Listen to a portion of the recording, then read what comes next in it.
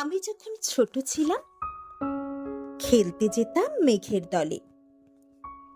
একদিন এক মেঘবালিকা প্রশ্ন করিল কৌতূহলে, এই ছেলেটা, নাম কি রে তোর?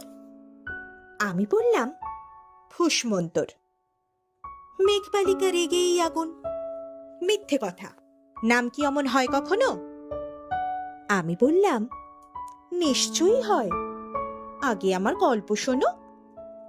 সে বলল, শুনবো না যা, সেই তো রানী, সেই তো রাজা, সেই তো একই ঢাল তলোয়ার, সেই তো একই রাজার কুমার পক্ষীরাজে, শুনবো না আর, ও সব বাজে। আমি বললাম, তোমার জন্য নতুন করে লিখবো তবে। সে বলল, সত্যি লিখবে? বেশ, তাহলে মস্ত করে লিখতে হবে, মনে থাকবে, লিখে কিন্তু আমায় দেবে। আমি বললাম, তোমার জন্য লিখতে পারি এক পৃথিবী। লিখতে লিখতে লেখা যখন সবেমাত্র ২-৪ পাতা, হঠাৎ তখন ভূত চাপলো আমার মাথায়। খুঁজতে খুঁজতে চলে গেলাম ছোটবেলার মেঘের মাঠে।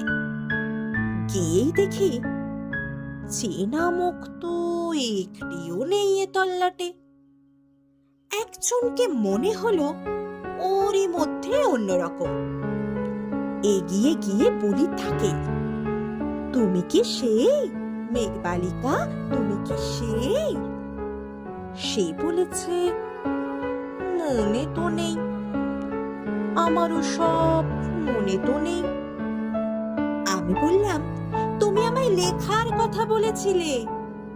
সে বলল, সঙ্গে আছে, ভাসিয়ে দাও গায়ের ঝিলে।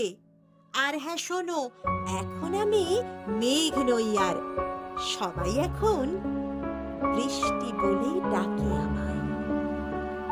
বলেই হঠাৎ এক পশলায় চুল থেকে নখ আমায় পুরো ভিজিয়ে দিয়ে অন্য অন্য বৃষ্টি বাদল সঙ্গে নিয়ে মিলিয়ে গেল খরস্রোতায়, মিলিয়ে গেল দূরে, কোথায় দূরে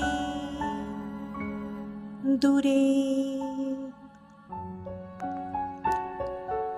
বৃষ্টি বলে ডাকে আমায়, বৃষ্টি বলে ডাকে আমায়, আপন মনে বলতে বলতে আমি কেবল বসে রইলাম। ভিজে এক কাপড় জামায় গাছের তলায় বসে রইলাম। বৃষ্টি নাকি মেঘের জন্য? এমন সময় অন্য একটি বৃষ্টি আমায় চিনতে পেরে বলল, তাতে মন খারাপের কি হয়েছে? যাও, ফিরে যাও, লেখো আবার। এখন পুরো বর্ষা চলছে, তাই আমরা সবাই এখন নানান দেশে ভীষণ ব্যস্ত। তুমিও যাও, মন দাওগে তোমার কাছে। বর্ষা থেকে ফিরে আমরা নিজেই যাব তোমার কাছে।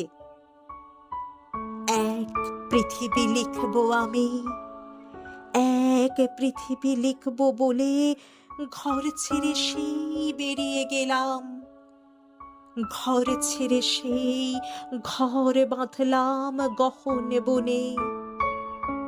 সঙ্গে শুধু কাগজ কলম, একাই থাকবো, একাই দুটো ফুটিয়ে খাবো। ২-১ মুঠো ধুলো বালি যখন যারা আসবে মনে, তাদের লিখবো, লিখেই যাব।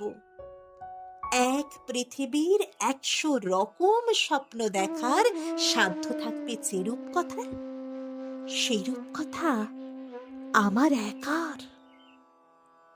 ঘাড় গুজে দিন লিখতে লিখতে, ঘাড় গুজে রাত লিখতে লিখতে, মুছেছে দিন, মুছেছে রাত।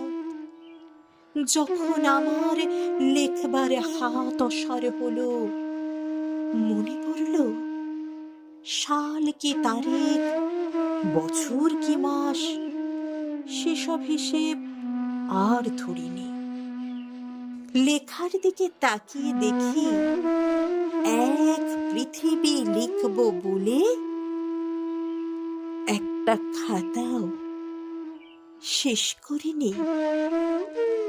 সঙ্গে সঙ্গে ছমছমিয়ে বৃষ্টি এলো খাতার উপর, আজীবনের লেখার উপর বৃষ্টি এলো এই অরণ্যে।